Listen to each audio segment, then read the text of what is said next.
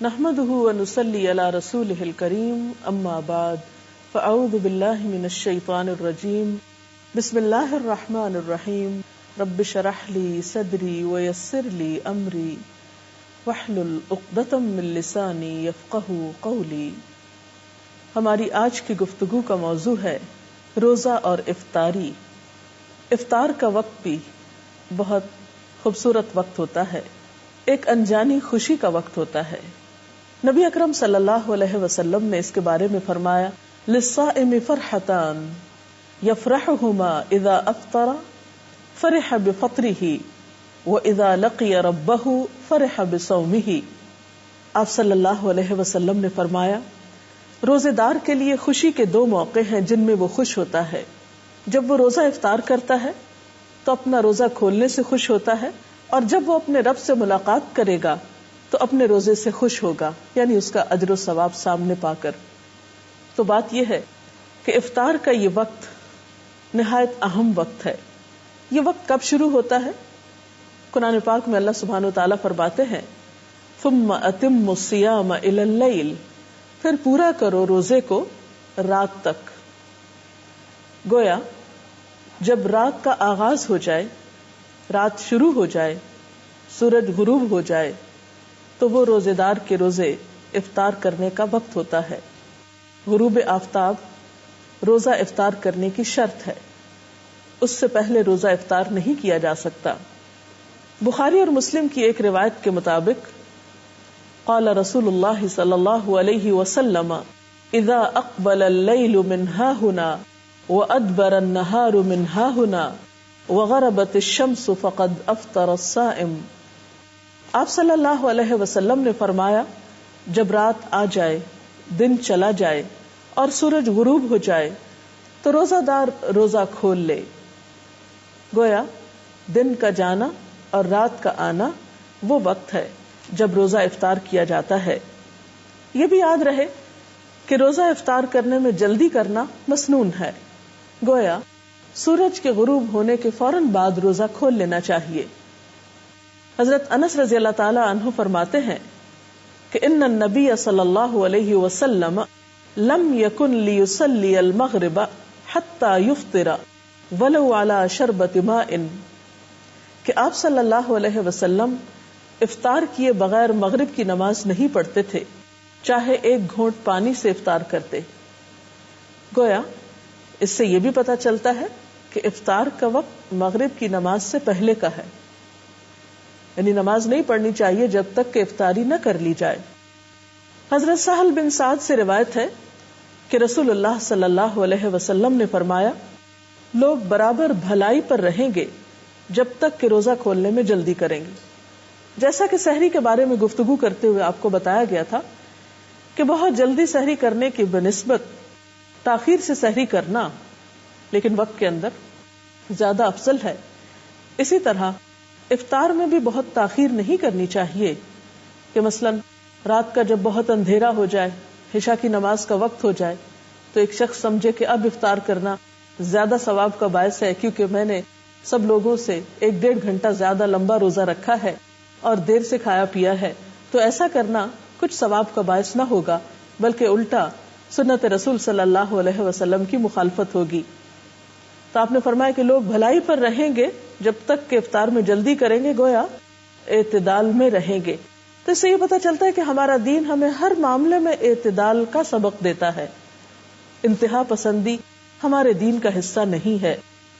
ایک اور حدیث کے مطابق وہ لوگ اللہ کے محبوب بندے ہوتے ہیں جو افطار کرنے میں جلدی کرتے ہیں. عن ابی ہریرہ قال قال رسول اللہ صلی اللہ علیہ وسلم قال اللہ عز وجل احب عبادی الی عاجلہم فطرا، کہ اللہ تعالیٰ فرماتے ہیں مجھے میرے بندوں میں سب سے زیادہ محبوب وہ ہیں جو ان میں سے افطار میں جلدی کرنے والے ہیں. گویا اللہ تعالیٰ کی اطاعت کرنے میں دیر نہ کرنا، جب حکم آ جائے تو پھر پس و پیش نہ کرنا اللہ تعالیٰ کو پسند ہے. پھر اسی طرح ہم دیکھتے ہیں حضرت انس رضی اللہ تعالیٰ عنہ سے روایت ہے، اور آپ جانتے ہیں کہ حضرت انس رضی اللہ تعالیٰ عنہ حضور اکرم صلی اللہ علیہ وسلم کی خدمت میں 10 سال تک رہے. وہ کہتے ہیں کہ آپ صلی اللہ علیہ وسلم نماز مغرب سے پہلے تازہ کھجوروں سے روزہ افطار فرماتے. اگر تازہ کھجوریں نہ ہوتی تو خشک کھجوروں سے افطار فرماتے. اگر خشک کھجوریں نہ ہوتی تو چند گھونٹ پانی سے ہی افطار فرما لیتے. تو اس سے پتہ چلتا ہے کہ دوسری چیزوں کی نسبت کھجور سے روزہ افطار کرنا آپ کو زیادہ پسند تھا.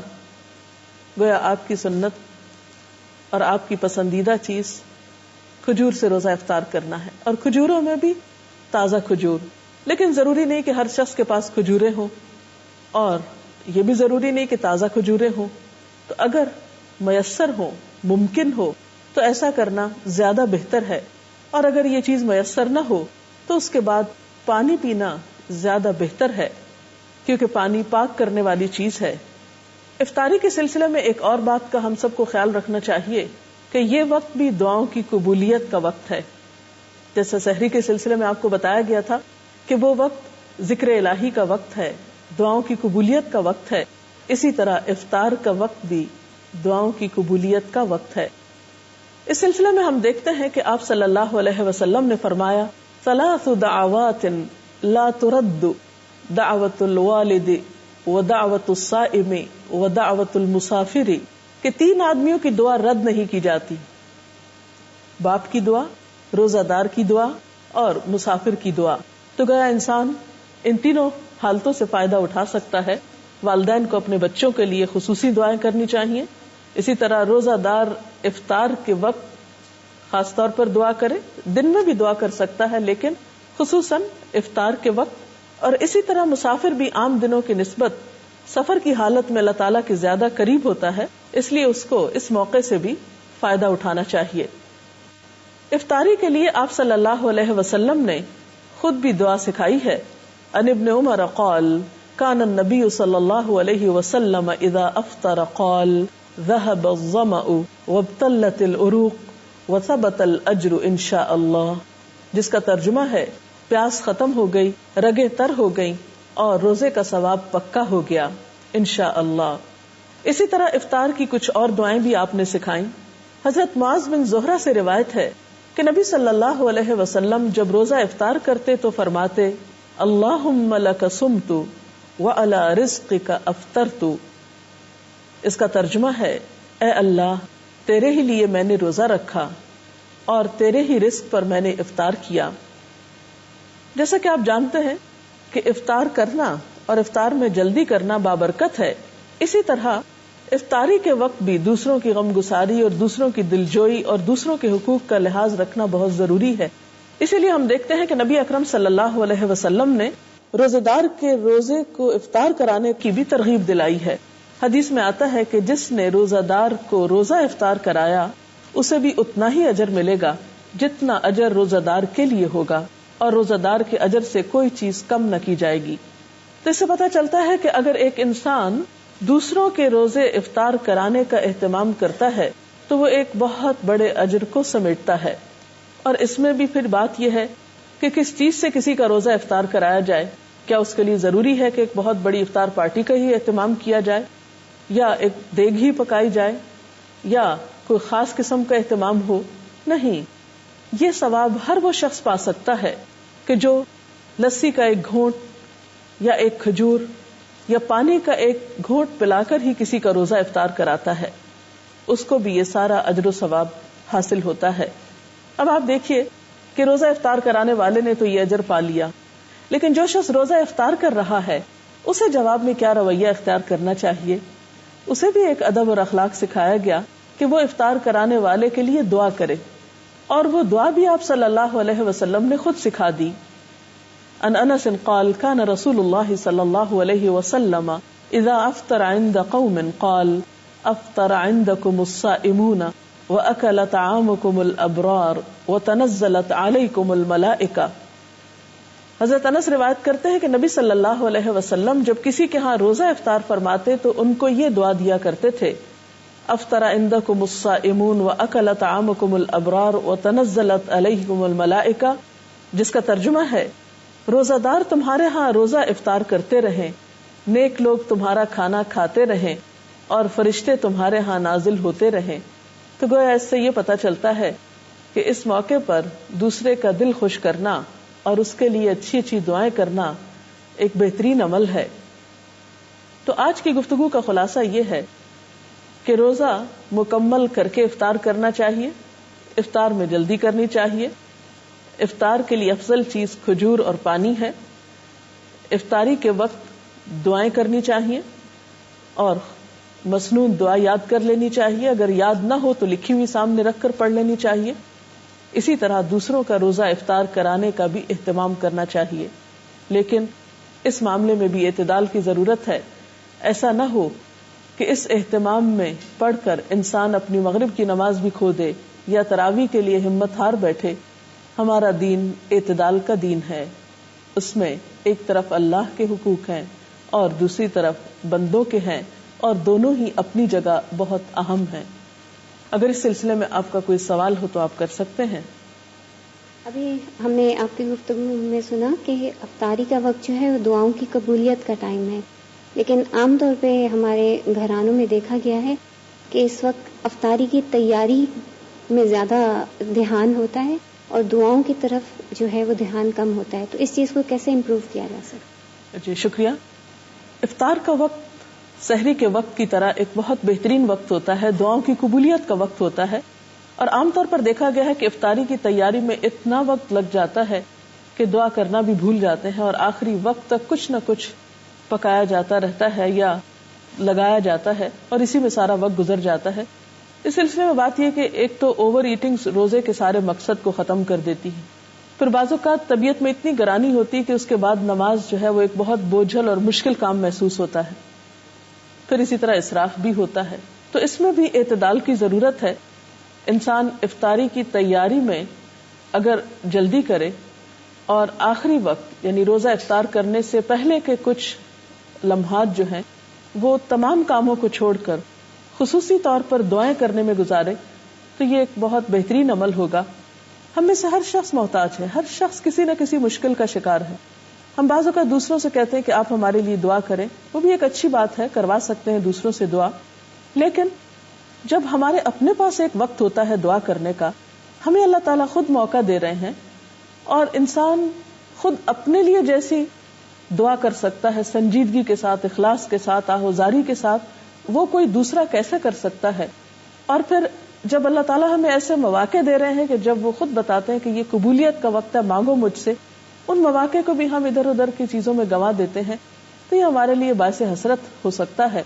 اس لیے ان اوقات کو آپ بہترین طریقے سے استعمال کریں. مثلاً آپ کیا کریں کہ اگر آپ کسی کے ہاں افطار کر رہے ہیں یا اپنے گھر میں افطار کر رہے ہیں تو افطاری سے پہلے جو بھی میسر ہو وہ قریب رکھ لیا جائے، اور پھر یکسو ہو کر اللہ تعالیٰ سے مناجات کی جائے، ذکر کیا جائے، دعا کی جائے، اور پھر جب وقت آ جائے تو اس وقت افطار کر لی جائے، اور پھر نماز مغرب میں جلدی کی جائے.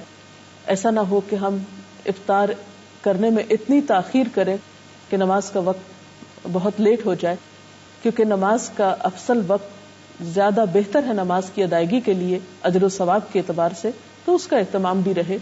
اور پھر بعد میں اگر کھانا کھا رہے ہیں تو اتنا زیادہ پیٹ بھر کے کھانا نہ کھائیں کہ عشاء کی نماز اور تراویح میں مشکل ہو. تو ان چند باتوں کا دھیان رکھنا بے حد ضروری ہے. السلام علیکم. میرا آپ سے سوال ہے کہ بادلوں کی وجہ سے کبھی کبھی سورج چھپ جاتا ہے، ایسا لگتا ہے جیسے غروب ہو گیا ہے، اور ہم اگر روزہ کھول لیتے ہیں تو کیا وہ ہو جائے گا؟ وقت سے پہلے روزہ افطار کر لیا جائے تو اس سے روزہ نہیں ہوتا، اس روزے کو آپ کو دہرانا ہوگا. کوئی اور سوال؟ افطار پارٹی کے متعلق قرآن کی روشنی میں کیا دلیل ہے؟ اس میں کوئی شک نہیں کہ مل کر کھانے میں برکت ہوتی ہے، یا افطار کے موقع پر آپ خود افطار اکیلے کرنے کی بجائے کسی دوسرے کو بھی شریک کر سکتے ہیں، دوستوں کو، عزیزوں کو، رشتہ داروں کو. لیکن عام طور پر اس میں بھی ہم حد اعتدال سے بڑھ جاتے ہیں. بعض اوقات صرف امیر لوگوں کو اس میں دعوت دیتے ہیں، یا صرف اپنے خاندان کے چند مخصوص لوگوں کو دعوت دیتے ہیں، اور غریبوں کو اس موقع پر بھلا دیا جاتا ہے. جبکہ رمضان کا مہینہ تو ہے ہی شہر المواسات، ایک دوسرے کی غم گساری کرنے کا مہینہ ہے، ایک دوسرے کی ہمدردی کا مہینہ ہے.